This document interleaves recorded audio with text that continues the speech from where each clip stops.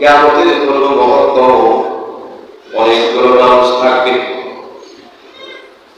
এই মানুষগুলো বোঝে এবং জানে, অনুভব করে আল্লাহ সত্য, আল্লাহর বাণী সত্য, নবী সত্য, নবীর বাণী সত্য। কথা ঠিক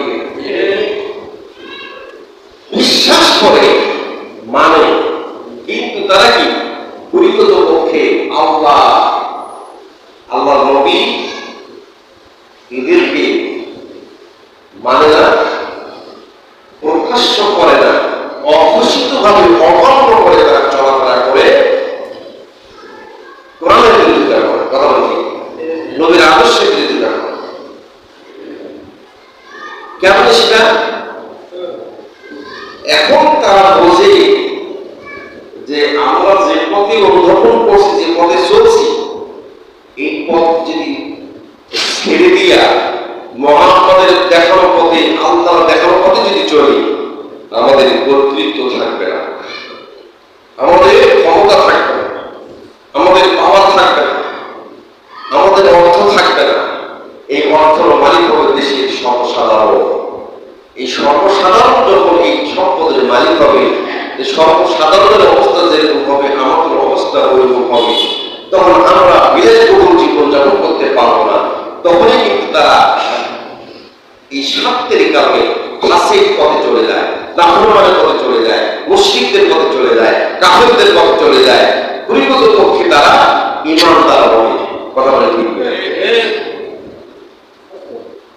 মিন দুনিল্লাহ, মিন দুনিল্লাহি ইন কুনতুম সাদিকিন। যারা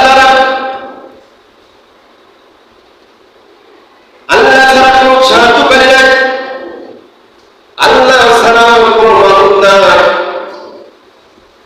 এই কথা স্বীকার করার পর যারা বলে লা ইলাহা ইল্লাল্লাহু মুহাম্মাদুর রাসূলুল্লাহ, আল্লাহ ছাড়া কোনো মাবুদ নাই, ইলাহ, কিন্তু তো রাসূল মুহাম্মদ রাসূলুল্লাহ সাল্লাল্লাহু আলাইহি ওয়াসাল্লাম আল্লাহর বান্দা। ইন কুনতুম সাদিকিন, এরা হলো সত্যবাদী। এই সত্যবাদীরাই পরিপূর্ণ পক্ষে আল্লাহকে স্বীকার করে, আল্লাহর হুকুমকে মানে। এদের সংখ্যা হলো ইল্লা ওয়াইলা, সর্বসর্ব। এদের সংখ্যা কি? অল্প সংখ্যক। এই অল্প সংখ্যক হলো আল্লাহকে পুরোপুরি ভাবে মানে, সেটা জীবন দিয়ে, অর্থ দিয়ে। ঠিক আছে, আমাদের গর্ব করা উচিত, গর্ব করা উচিত। আমাদের রংপুরের সন্তান, ইরিগাসার সন্তান, বীরগঞ্জের সন্তান, সারা বিশ্বের মানুষের চোখে আঙ্গুল দিয়ে দেখে গেল জীবন কিভাবে দিতে হয়। সে নিজের চিন্তা করে না, গোটা দেশের সমস্ত লোকের সন্তানদের চিন্তা করে, কিন্তু পরিমাণ জীবনকে মহব্বত করে না, নিজের বুকটাকে সামনে এগিয়ে দিয়েছে। আরেকজন মুখে ভর্তি দাঁড়িয়েওয়ালা, নাম তার মুসলমান, নাম হলো ইউনুস, নাম হলো ইউনুস, পাটগ্রামের ছেলে,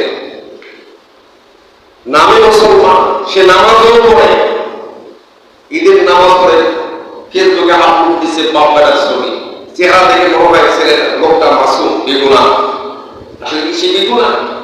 মুখে দাঁড়ি, সে কি করে, কিভাবে আবু সাইদের নদী গুলি চালায়, একটা নয়, দুটো নয়, চার চারটা করে চালায়।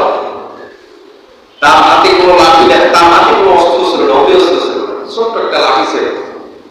সে কিন্তু একটা ঢেলো মানে নাই, বা লাঠি দিয়ে তাদেরকে পায়তাও করে নাই, তারাও করে নাই, ঠান্ডা মাথায় এটাকে খুন করা হয়েছে। এটা মেনে নেওয়া যায়?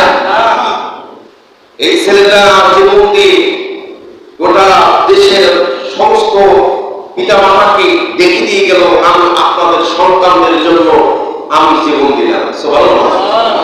নিঃসন্দেহে শহীদ, নিঃসন্দেহে শহীদ। এইরকম সন্তানের বাবা সবাই হতে পারো? সবার দ্বারা সম্ভব? আর 6টা মাস পার হয়েছে, এটা মাস্টার্স কমপ্লিট করো,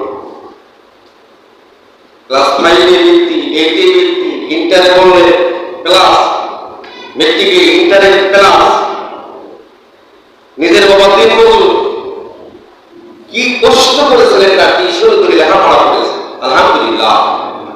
অথচ সে যদি কোনটা আগায় না হতো, কারো দায় আসতো, কারো কাছে জবাবদিহি করতে হতো, কিন্তু সে নিজের জীবনকে পরোয়া না করে জীবন দিয়ে গোটা দেশের ছেলেদেরকে কোঠা আন্দোলন করতে গিয়ে সবার জন্য সমান অধিকার শুরু করতে গিয়ে জীবন দিল। সুবহানাল্লাহ। অথচ এই রংপুরের মানুষ বাড়িটি শুনে থাকে কেন?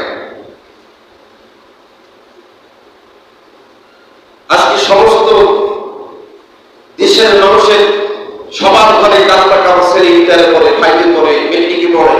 আপনার ছেলের একদিন বড় হবে, আপনার ছেলের একদিন লেখাপড়া শেষ করে চাকরির জন্য বড় হবে, ঠিক কিনা? ও দেশের মানুষের টন করছে ছেলেরা তোকে আপনাকে আমরা খাই নাই, না খেয়ে পড়েছি, আমাদের পানির দরকার, খাবারের দরকার, কে বাড়ায়? হ্যাঁ, কিছু সচেতন মানুষ আছে, কিছু নারী দেখা গেছে কালকে মা বোনরা খাবার রান্না করে, ডাউল কিছু তরকারি রান্না করে 1 চামচ করে ভাত দিচ্ছে, তবু ছেলেরা খেয়ে আনন্দিত, শুরু বোঝা করছে আলহামদুলিল্লাহ। কিছু মা সম্পদ বানায় সন্তানদেরকে দিয়েছে, তার যে মাটা দিয়েছে ওই মা জানে যে আমার সন্তানও এই আন্দোলনের মধ্যে শরীর আছে, আমার সন্তান বুকটা ফেলে যাচ্ছে পানির জন্য, আমি তো ঘরে থাকতে পারি না, সে যেমন বাজে রেখে সেই মাঠে গিয়েছে। আর বাকি আমরা সবাই ঘরের মধ্যে শুয়ে টেলিভিশনের পর্দার দিকে তাকিয়ে তাকিয়ে সেরা, এটা হলো মোনাফিকি। এটা হলো কি? এটা সবার অধিকার, সবার নাম উচিত ছিল। আমাদের জন্য ফত হয়ে গেছে এই আন্দোলন। আমার সন্তান গুলি খাবে, কালকে 40 জন গুলি খাই, তার আগের দিন 7 জন খাইল। এক একটা ছেলের চেহারা দেখছেন, ভালো ভালো ফ্যামিলির, অনেকে গরিব করেছেন, রিক্সা ওলার ছেলে। দেশের মানুষ বুঝল না, ও আপনার টাকা আছে, আপনি কোঠা আনলো, এই জন্য আপনি কোঠা বিরোধী আন্দোলন করবেন। দুঃখজনক, এর জবাব আল্লাহর কাছে দিতে হবে। এর জবাব কি? আল্লাহর কাছে দিতে হবে। যারা পরিচিত পক্ষে এই আন্দোলনের জন্য শরীর হয়েছে, এই সন্তানদের জন্য শরীর হয়েছে, এটা যদি বাস্তবায়ন হয়, এটা গোটা দেশের মানুষ ফল ভোগ করবে। শুধু আমি আপনি ভোগ করবো না, সবাই ভোগ করবে। কথা বল ঠিক আছে? এই আন্দোলনের জন্য নিয়ে আমাদের